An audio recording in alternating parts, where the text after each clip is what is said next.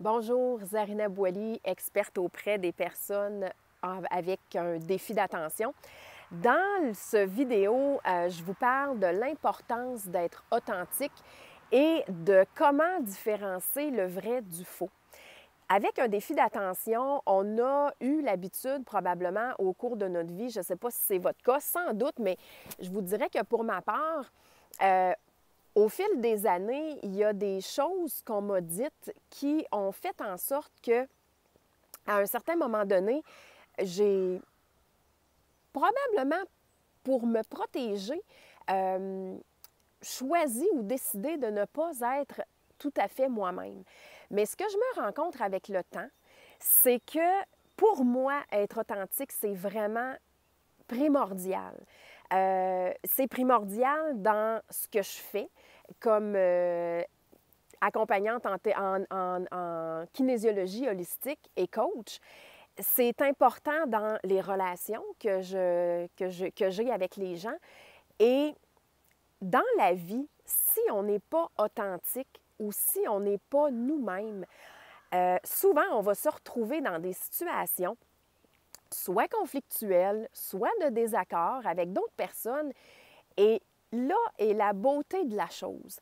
Ces situations-là ne se produisent pas par hasard. Non, non, non.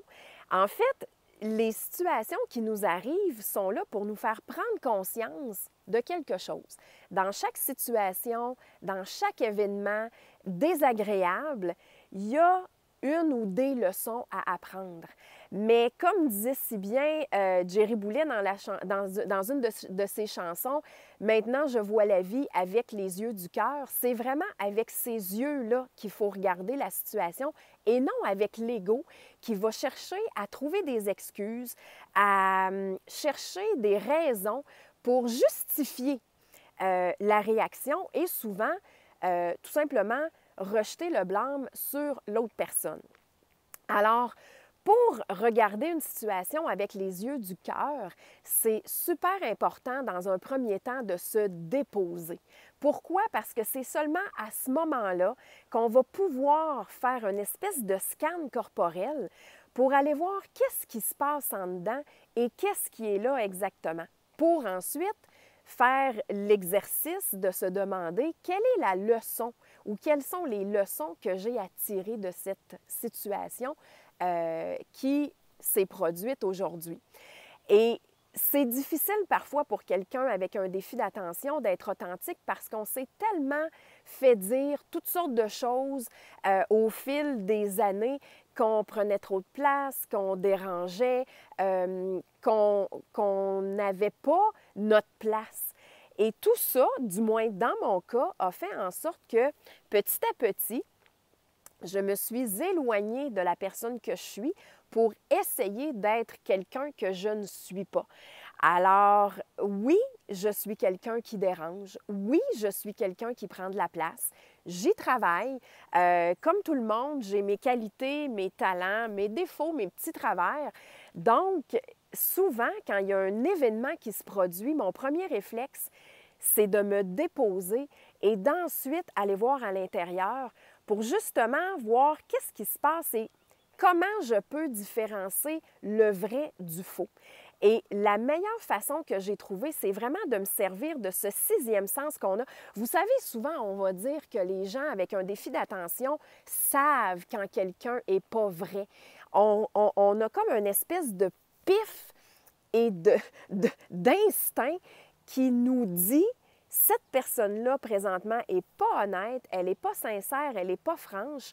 Comment l'expliquer, c'est vraiment pas important. Je trouve juste que c'est une force extraordinaire et c'est comme ça qu'on peut différencier le vrai du faux. Mais des fois, ça peut nous amener un certain inconfort parce qu'on peut douter de notre ressenti, à savoir, bon, ben est-ce que c'est vraiment ça? Peut-être que je me trompe pas, ça doit être moi qui se fait des idées. Mais ce ressenti-là ne ment pas. Quand vous êtes en présence de quelqu'un et que vous avez cette espèce de feeling intérieur que vous ne la sentez pas, la personne, il y a quelque chose qui cloche. Ça peut se présenter, dépendamment des personnes, de différentes façons. Il y en a qui vont le ressentir peut-être plus au niveau de l'abdomen. Il y a quelque chose qui va comme pas nécessairement se tordre, mais qui va filer étrange, pas correct, pas intègre. Il y en a d'autres qui peuvent le ressentir au niveau de la poitrine, sous une forme de serrement. Mais ça, là, ce ressenti-là, ce qui se passe à l'intérieur de votre corps, c'est une des façons que vous avez de différencier ce qui est vrai de ce qui est faux.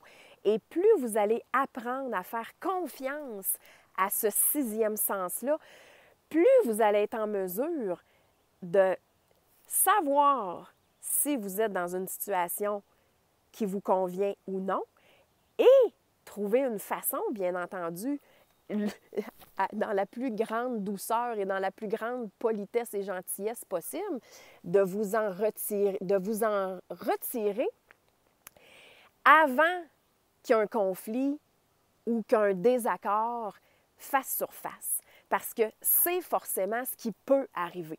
Et dans la vie, quand quelque chose comme ça nous arrive, c'est parce qu'on a quelque chose à apprendre. C'est comme notre petite voix intérieure qui essaie de nous dire « Écoute, cette situation-là ne te convient pas. » Et si on fait les choses par obligation, parce qu'on s'est engagé puis qu'on ne veut pas revenir sur notre décision, bien là aussi, on commet en quelque sorte un faux pas. Donc, c'est important d'écouter ce ressenti-là qui nous dit dès le départ, quand on se retrouve à quelque part, que ça ne nous convient pas, d'écouter ça et de s'écouter, de se respecter, ô combien important, parce que le respect commence d'abord par soi-même et ensuite, on est en mesure d'obtenir le respect des autres et de respecter les autres. Mais d'abord et avant tout, c'est primordial de se respecter soi-même. Et en kinésiologie holistique, qu'est-ce qui est fantastique? C'est que cet outil-là est extraordinaire pour vous aider justement à enlever tout ce qui fait en sorte que vous avez pris l'habitude de ne pas être vous-même et de vous découvrir petit à petit pour en arriver à cette authenticité qui est la vôtre, dans votre propre essence, dans ce que vous êtes, tout simplement, sans vouloir plaire à personne, sans vouloir faire les choses pour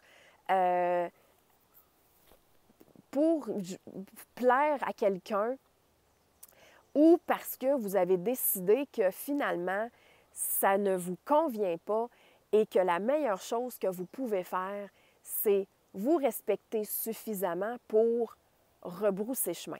Alors, si vous avez des questions sur comment ça fonctionne la kinésiologie holistique, sur quoi que ce soit que j'ai abordé dans cette vidéo, n'hésitez pas, ça va me faire plaisir. C'est un petit peu plus long que prévu, j'en suis désolée, mais je trouvais quand même important de ne pas sauter d'étape pour bien expliquer et bien exprimer ce que je voulais vous partager aujourd'hui. Alors, merci beaucoup d'avoir écouté. Partager, c'est super important, on ne sait jamais, ça peut aider quelqu'un. Et je vous dis à très, très, très bientôt.